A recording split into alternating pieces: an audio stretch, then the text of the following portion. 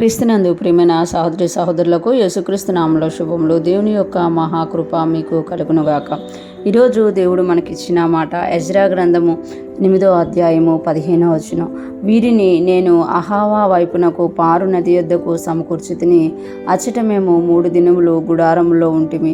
అంతలో నేను జనులను యాజకులను తనిఖీ చూడగా లేవీయుడొకడును నాకు కనబడలేదు. ఈ మాటలు మనం ఎజ్రా గ్రంథంలో చూస్తున్నాము. వీరిని అనగా ఎవరిని అనంటే, ఎప్పుడైతే అర్థహస్త కాలంలో ఇశ్రాయేళ్లందరూ కూడా మరలా యెరూషలేమునికి చెరలోనున్న బబులోనులో చెరలో ఉన్న వారందరూ కూడా యెరూషలేములకు ప్రయాణమయ్యారో, ఆ యొక్క వంశాలు 12 గోత్రాలు ఆ యొక్క వంశాలని లెక్క చూసుకొని ఆ యొక్క అధికారులందరినీ కూడా సమకూర్చుకొని ఆయన ఎక్కడి వరకు వచ్చారంటే, వీరిని నేను అహావా వైపునకు పారు నది యొద్దకు సమకూర్చితిని.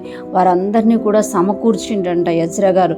సమకూర్చి తీసుకొని వచ్చినప్పుడు అచ్చట మేము 3 దినములు గుడారంలో ఉంటిమి. అంటే ఎప్పుడైతే అహావా ప్రాంతానికి వచ్చారో ఆ పారు నది యొద్ద అందరినీ సమకూర్చి అక్కడ 3 దినాలు గుడారాల్లో ఉన్నారంట. గుడారాలు వేసుకొని 3 దినాలు ఉన్నారనమాట. ఉన్న తర్వాత ఎజ్రా ఏం చేశారంట, అంతలో నేను జనులను యాజకులను తనిఖీ చూడగా లేవీయుడు ఒకడును నాకు కనబడలేదు. ఆ 3 దినాలు వారు ఆ గుడారాల్లో ఉన్నప్పుడు ఎజ్రా గారు ఏం చేశారు అంటే, జనాల్లో తనిఖీ చేశారంట. అంటే ఎవరెవరు వచ్చారు, 12 గోత్రాల్లో నుండి ఎవరెవరు రాలేదు, ఎవరెవరు ఉన్నారు, ఎవరెవరు లేదు. ఎందుకంటే బబులోను దేశానికి వాళ్ళు చెరగొన పోయిన తర్వాత ఒకరితో ఒకరికి సంబంధాలు లేకుండా, అంటే చెరలో ఉన్నవారు ఎక్కువసేపు మాట్లాడుకోవడానికి కానీ ఎవరితో ఎవరు సంబంధాలు ఉండడానికి కానీ ఉండదు కదా. అట్లా వారు ఎవరి పనుల మీద వాళ్ళు ఎక్కడ పడితే అక్కడ ఉన్న వాళ్ళందరూ కూడా ఒకటేసారి ఆ పిలుపు అందుకొని వచ్చినప్పుడు ఎజ్రా ఏం చేశారంటే, వారందరినీ తనిఖీ చేసినప్పుడు అంట లేవీయుడు ఒకడును నాకు కనబడలేదు. అంటే లేవీయులు కనబడలేదు. అక్కడ అన్ని గోత్రాల్లో నుండి వచ్చారు కానీ లేవీయులు కనబడకపోయేసరికి ఇప్పుడు మందిర పరిచర్యలో లేవీయులు కావాలి కాబట్టి మరలా ఎజ్రా గారు అక్కడ ప్రార్థన చేసి మరలా లేవీయుల్ని సమకూర్చినట్లుగా మనము కింద వచనాల్లో చూడగలం. ఈరోజు ఫ్రెష్ మన్నా వింటున్న ప్రతి ఒక్కరూ జ్ఞాపకం చేసుకోవాలి.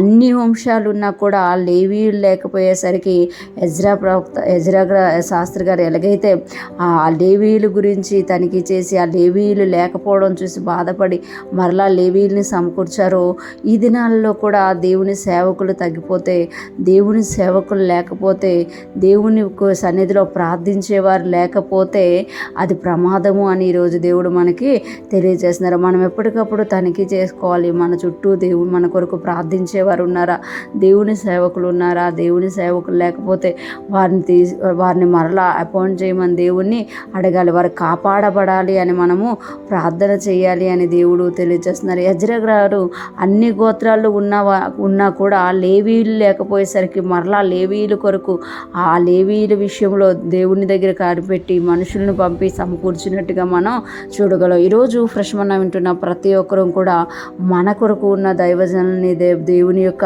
ప్రార్థించే వారిని, దేవుని సన్నిధిలో కనిపెట్టే వారిని మనము కాపాడుకోవలసిన ఉంది అని ఇక్కడ మనకి తెలియజేస్తున్నారు. వారి కొరకు ప్రార్థించే వారంగా, వారికి మనం సహాయం చేసేవారిగా ఉన్నప్పుడు లేవీయులు కూడా అభివృద్ధి చెందుతారు అని ఎజ్రా గారి ద్వారా దేవుడు మనకి తెలియజేస్తున్నారు. ఈరోజు ఫ్రెష్ మన్నా వింటున్న ప్రతి ఒక్కరూ కూడా మన చుట్టూ ఉన్న దేవుని ప్రజలను, దేవుని యొక్క సేవకుల్ని కాపాడుదుముగాక, వారి కొరకు ప్రార్థించుదుముగాక, వారిని దేవుని సన్నిధిలో ఎత్తిపట్టుదుముగాక. ఆమేన్.